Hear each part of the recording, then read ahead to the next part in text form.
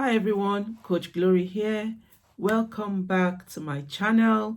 Today we are discussing a very important topic on what you as a single person should do before you say I do.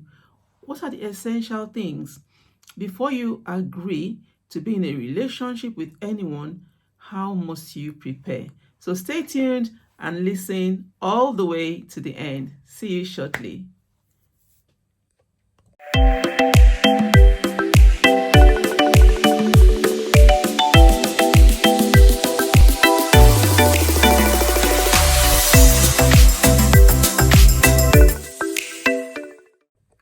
Right. In preparing yourself for a relationship, the first thing you must do is to know yourself. Do you truly understand yourself? Do you know who you are? Do you understand your values? Do you understand your beliefs? Have you set boundaries? Do you have boundaries in place for yourself? Have you established, and defined things that you would take and never accept? These are very important, okay? Self-awareness. Are you aware of yourself? Are you aware of the things that upset you, the things that really annoy you? These are very important. Now, your emotional intelligence. How emotionally intelligent are you? Do you get easily upset? And once you are upset, what are the things? What do you do to ensure that you come out of that state quickly? These are some of the things that would help you in ensuring that you are ready for a relationship that leads to marriage.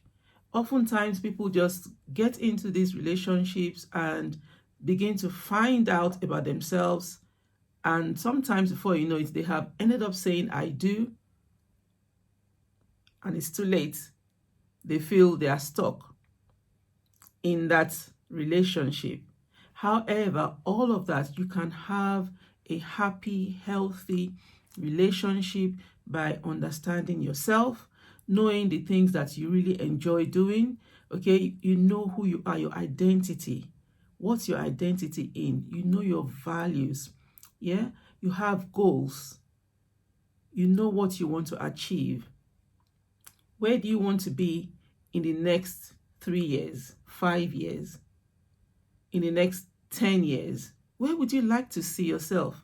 These are things you need to sit down, have a sincere conversation with yourself, write things down.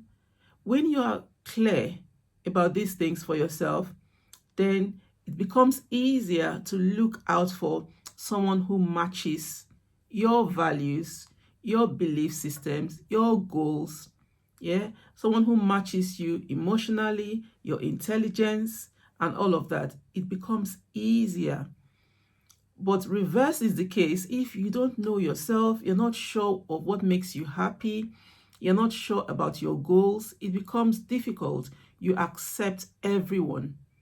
Anyone who says, I like you, you're happy, and you want to say yes to them because your self-esteem is already very low. So if at any point, maybe at this time, you're not sure about your goals, it's not too late. This, I'm speaking specifically to the singles out there.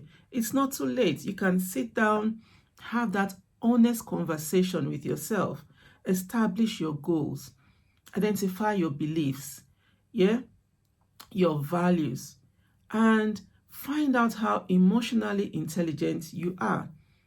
And if you feel you get upset that easily, look for ways, look for things to help you, because you really don't want to take that into a marriage, and you don't want to be matching someone else's energy who gets upset easily, and then you attract that person. You really don't want that, because you want a home where you are both, yeah, you might disagree. No human is perfect. You might disagree, but because you are both emotionally intelligent, it becomes easier to resolve those issues. Yeah. And then when you know, number 2, your values, establishing your values. Now we have looked at knowing who you are. Now, number 2, pardon me, is establishing your boundaries. What are those boundaries? Now, what are those things that you would not accept? Say, for example, you want to be in a relationship where there's no intimacy until you are married. Okay, that's a boundary you have set for yourself, right? You now know what you want and what you don't want. Now, when you come across or meet someone who is interested in you and you share this with them, if they laugh at it and say no way, there's no way that's going to happen, you already know instantly that something has to change. Otherwise, you can't have a relationship with that person because your values do not match. You have expressed yourself, you have told them about this boundary that you've set, and they've laughed at it. So you have to think, do you really want to go into long-term relationship with that person? Or would you rather wait for someone who respects your boundaries? All right. Number 3, your financial and emotional stability. Remember, I mentioned emotional intelligence earlier. Yes. As soon as you are established, you know how emotionally intelligent you are. You now sit down. What is your financial state? You want to ensure that personal growth, yeah, you are growing personally, you have a job, you are able to take care of yourself financially. You don't want to be a burden on someone else. Nobody wants that, right?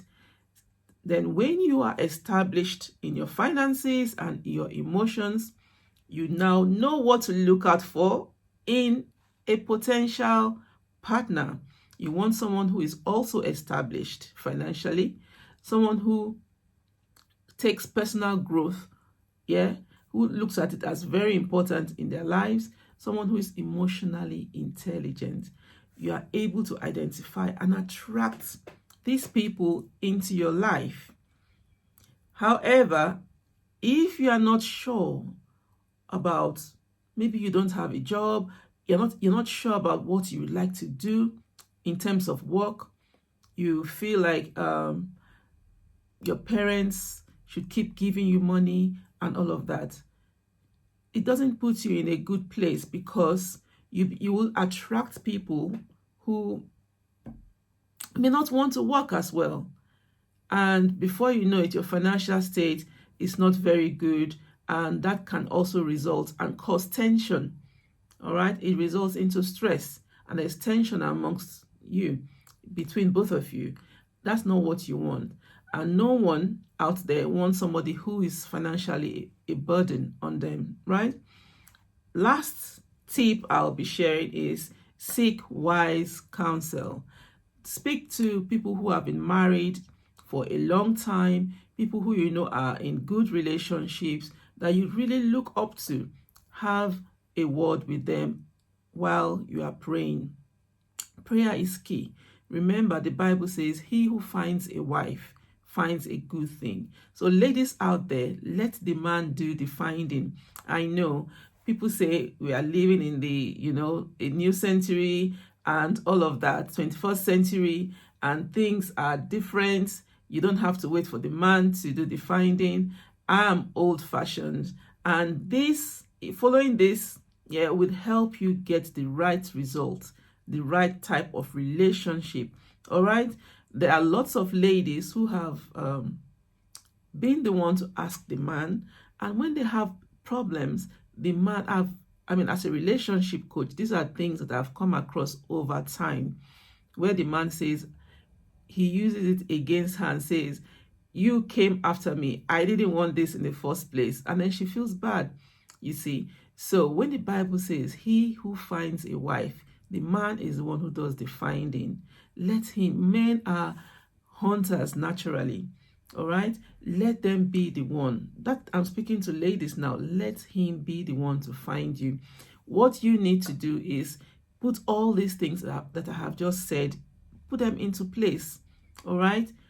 Work on yourself. Make sure your self-esteem is high. You know who you are. You are secure in your identity. You know your values. your belief system. All right, you have goals, you're emotionally intelligent. Keep busy, keep enjoying yourself.